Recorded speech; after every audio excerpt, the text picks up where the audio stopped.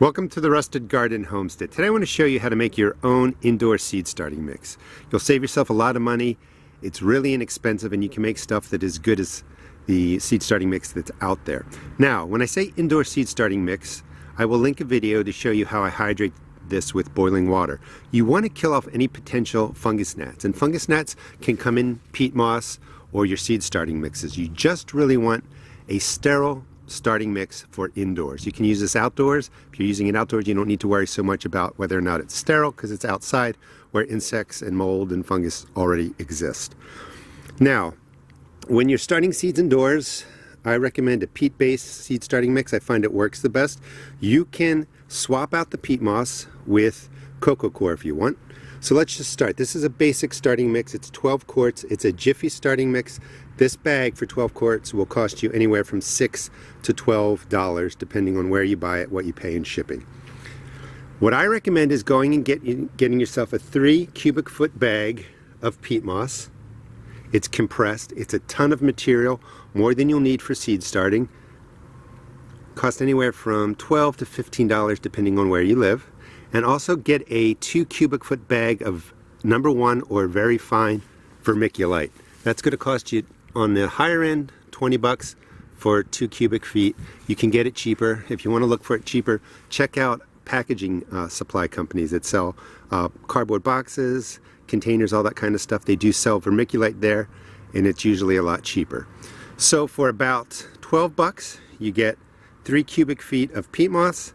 For 20 bucks, you get 2 cubic feet of vermiculite. That's all you need for the basic seed starting ingredients.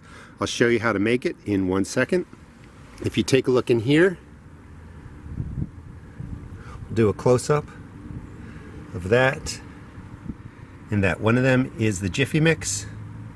One of them is what I made. They both work exactly the same. I've used them before in experiments. I've made my own. Sometimes I buy the Jiffy mix when I can get it on sale, usually 50 or 75% off. Alright, so the basic setup is to do a ratio of 6 parts peat, 1 part vermiculite. You can raise it to 2 parts vermiculite if you want. That's going to make the perfect starting mix. This is the setup I use to match what's in this Jiffy mix bag right there. But let's just talk about ratios. When you're doing a ratio, it doesn't matter what you use as long as you use the same size container. So 6 cups of the dry mix. You don't want to compress it down. So it's 6 cups put in there, same ratio. And then 1 cup of the vermiculite. That's a 6-to-1 ratio.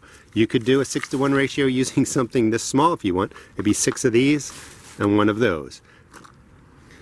Here's the mix. This is the 6 parts, the 6 cups that I just showed you of peat moss and 1 cup of vermiculite. And the only thing that you're going to find when you're doing it this way is you're going to find some bigger chunks in here that you have to remove, you know, when you're starting seeds indoors. So here is the Jiffy mix. Some of the vermiculite's a little bit bigger, and here's the mix that I just made. Alright, so let's set this up for making 14 quarts, which is about the same amount that you find in this bag, and then we'll talk about cost savings and how you can add more materials to it, more amendments to it to put in fertilizer. So we're going to make 14 quarts of the seed starting mix. 1 quart is almost equal to exactly 1 liter, so you can do the math. So this is a half a gallon milk container, 2 quarts per, so it's 6 part peat moss, which I already put in there, and then 1 part vermiculite. And like I said, you just fill it like this. Let's mix it together. Alright, so this is the 6-to-1 ratio is what I recommend. Now the difference is you're going to find, again, like chunks of peat moss in here you'll have to pull out, but that effort's well worth the price of saving all this money. So this is 14 quarts. That's what it looks like compared to the Jiffy seed starting mix. It's very, very similar. If you wanted to add in more vermiculite, you could do that. This is what a 6-to-2 ratio will look like. 6 parts peat, 2 parts vermiculite.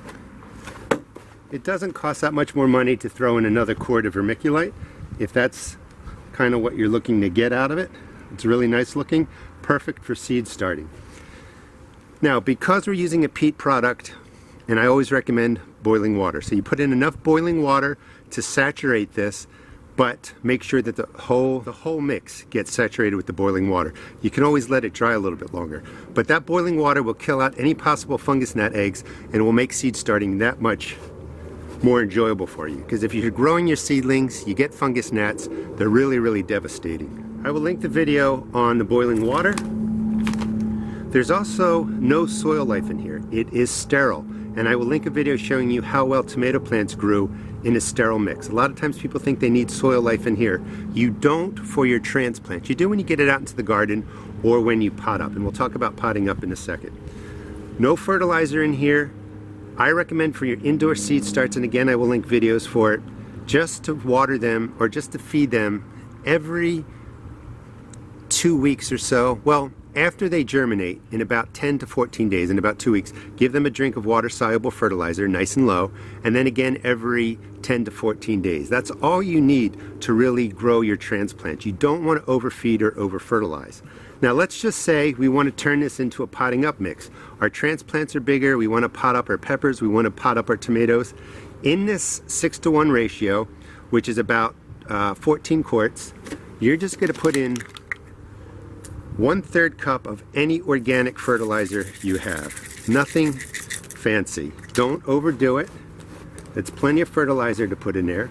If these were going outside, if you were putting them into a greenhouse or a cold frame, and you want to add in some of your compost, bring in some soil life, you could do that.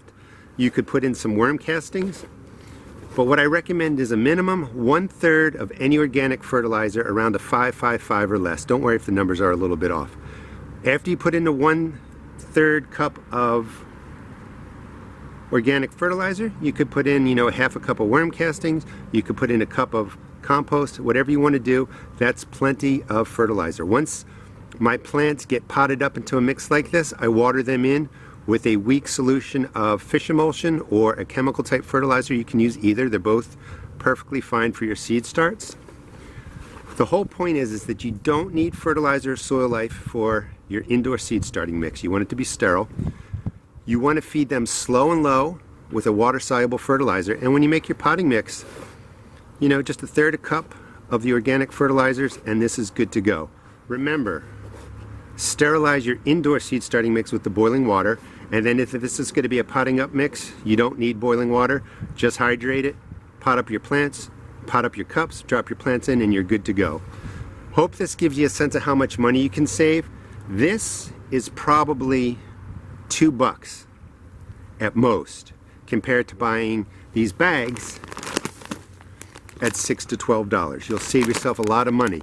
The only other tip I have is to put these into big green trash bags.